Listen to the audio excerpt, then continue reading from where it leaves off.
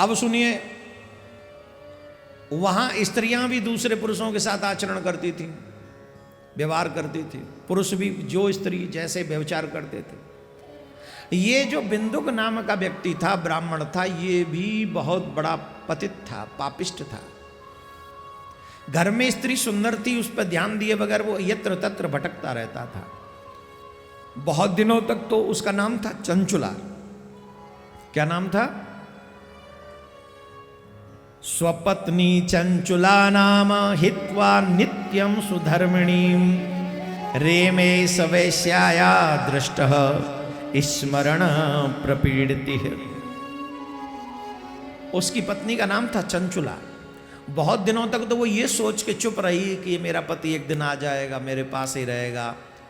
हालांकि वो जब देखती थी कि ये पराई स्त्रियों के साथ जाता है तो उसे बड़ा बुरा लगता था, बहुत बुरा लगता था। परंतु वो कर क्या सकती थी? कुछ भी नहीं।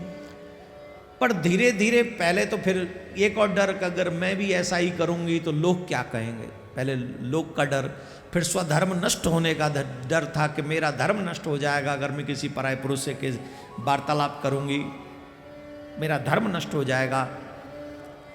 धर्म के डर से, लोगों के डर से कुछ दिन वो अपने आप को संयमित रखी चंचुला। परंतु उसके पति के व्यवहार ने उसको नष्ट कर दिया। उसके पति का जो व्यवहार था दूसरी स्त्रियों के साथ में, उसे देख देख कर वो बहुत बुरा लगने लगी और वो कामांध होकर काम की अग्नि में जलने लगी। बहुत दिनों तक संयम रखने के बाद भी जब वो संयमित न रह पाई तो वो भी बिंदुक के घर के चले जाने के बाद दूसरे पुरुषों से संवाद करने लगी। जब जब बिंदुक घर में नहीं होता था तब तक वो किसी पराये पुरुष को बुला लेती थी और वो उसके साथ में रमण करती थी। वो दुराचारणी हो गई, वो व्यभिचारिणी हो गई, वो अपने आचरण में गिर गई और उसकी कोई सीमा नहीं रही। अब तो वो उस प्रतीक्षा में लगी रहती कब ये जाए और कब मैं अपने उन मित्रों को बुलाऊं, आदि आदि। एक दिन की बात है, उसे पता चला कि बिंदुक कहीं बाहर गया है। तो उसने किसी पुरुष को बुला लिया, रात्रि का समय था।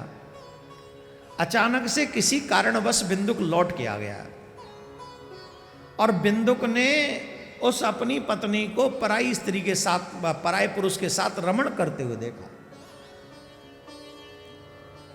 तो महाराज, पति चाहे कितना भी भ्रष्ट हो, पत्नी को तो नहीं देखना चाहता ऐसे। उसके क्रोध की कोई सीमा नहीं रही। वो जल उठा, वो भुन उठा और उसने उस दुष्ट बिंदुक ने घर में जब आया जानकर वो कपटी व्यभिचारी तेजी से भाग गया जो उसके साथ में था। और उस दुष्ट ने, बिंदुक ने अपनी पत्नी को पकड़कर उसे डांटता हुआ मुक्कों से बार बार पीटने लगा। अरे दुष्टनी, अरे व्यभिचारिणी, तूने ये कर दिया, तूने मेरी नाक कटवा दी, तूने ये कर दिया, तूने वो कर दिया। न जाने क्या क्या बोलने लगा वो अपनी पत्नी को। निर्दयपूर्वक, निर्दय, दयाहीन होकर,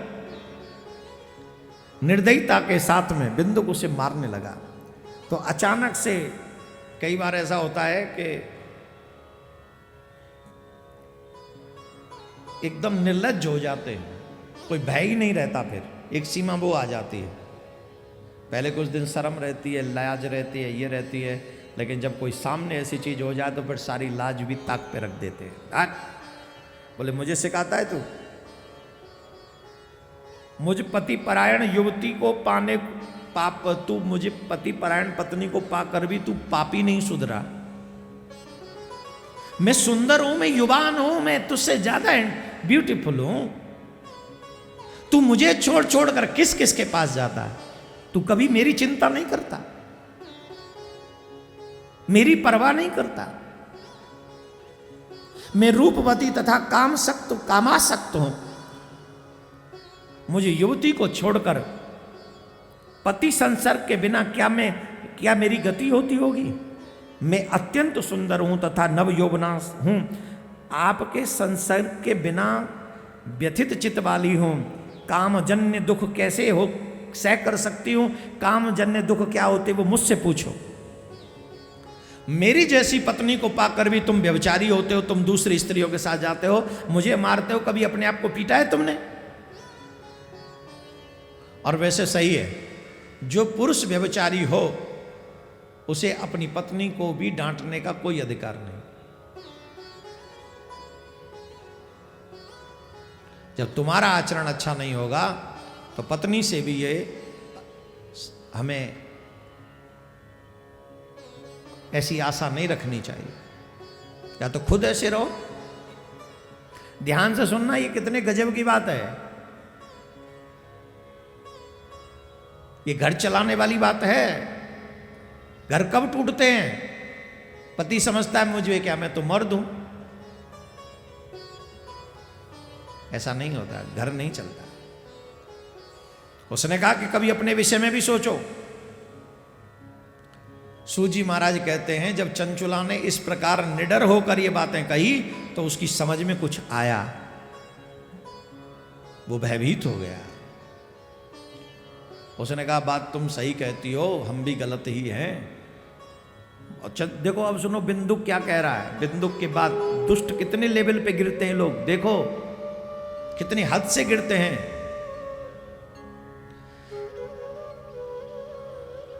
धन मार्गस्य तेभ्यो ही दत्वा तेभ्य पराम रतिम तद्वदनम देहि सर्वम मे वैश्या सक्त चेतसः।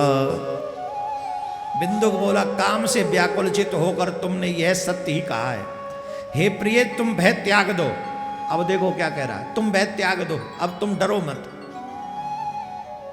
अब मैं तुम्हारे हित की बात करता हूं, सुनो। तुम निर्भय होकर नित्य नए नए पुरुषों से संपर्क करो, मैं तुम्हें नहीं रोकूंगा। तुम्हारा मन जिसके साथ में हो उससे बात करो, उसके साथ रति सुख लो, जो तुम्हें करना है करो। और मैं उस वैश्या के साथ में रति सुख लेता रहूंगा। तो हमारे मार्ग में रोड़ा मत बनो। हम तुम्हारे मार्ग में रोड़ा नहीं बनेंगे। तुम्हें जो करना तुम करो, हमें जो करना हम करेंगे। पर एक बात कहें, क्या हम जब वैश्या के पास जाते हैं तो वो हमसे पैसा लेती है, और तुम जो इन पुरुषों से मिलती हो और बिना पैसे के ही तुम उनको सुख देती रहती हो, ठीक नहीं। उनसे पैसा लिया करो। देखो कितनी गंदी सोच उस बिंदु की। उसने अपनी पत्नी को ही देह व्यापार के कार्य में धक्का मार दिया। तुम ये करो, तुम मिलो जिससे मिलना है, तुम्हें जिसको सुखी करना करो, लेकिन उससे पैसे लो तुम। और आई एम सॉरी टू से, मुझे इस व्यासपीठ से कहते हुए फिर से एक बार शर्म आ रही है। ऐसी भी न्यूज़ हमने सुनी है। हमें न्यूज़ सुनने का ज़्यादा ही शौक था, आजकल तो छोड़ दिए, कम सुनते हैं। अब तो हम खुद एक न्यूज़ का पार्ट बन जाते हैं। तो कभी कभी जब लगे कि इस जगह पे जाना चाहिए तो जाते हैं। लेकिन ये भी एक न्यूज़ चैनल में सुना कि पत्नी को पति ने देह व्यापार में जबरदस्ती रखा और पति द्वार पर खड़ा रहता है, पैसा पति लेता है। जितने भी संसार में अपनी अपनी बेटियों के पिता हैं, उनसे एक निवेदन है, कितनी भी गरीबी हो लेकिन ऐसे दुष्ट लोगों को अपनी बेटियां मत देना। चाहे तुम्हारी बेटी जन्म भर घर बैठी रहे, जन्म भर बेटी घर बैठी रहे चाहे, पर ऐसे दुष्ट लोगों को अपनी बेटी कभी मत देना, जिन्हें सम्मान न पता हो कि पत्नी का सम्मान क्या है।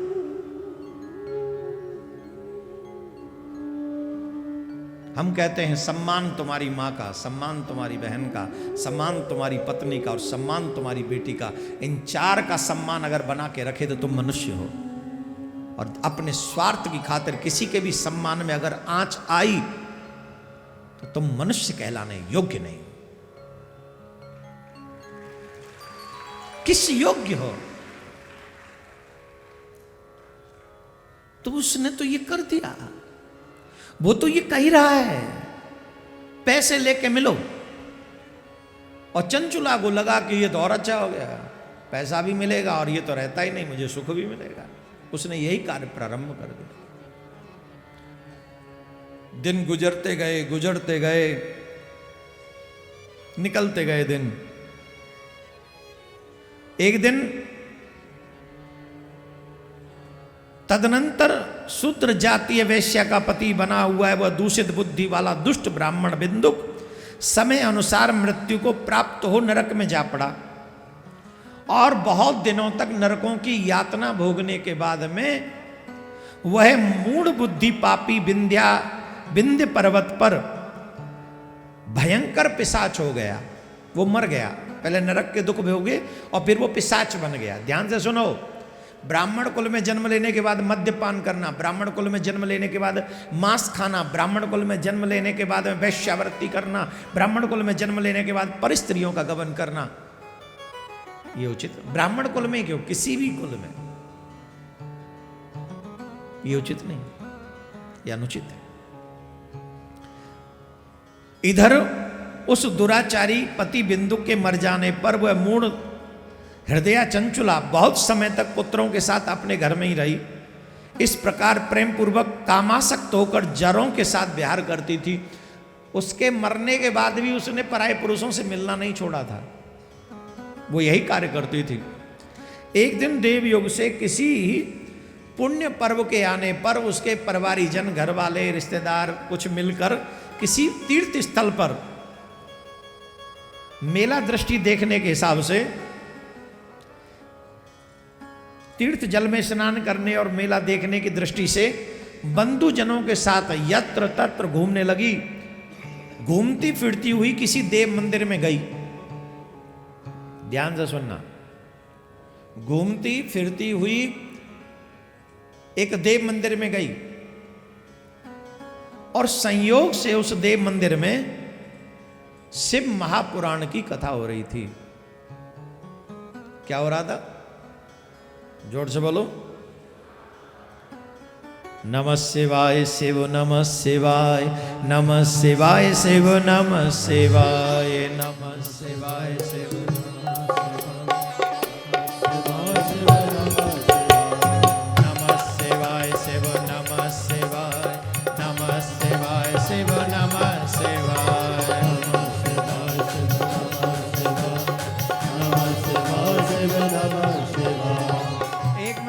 जपेंगे सभी,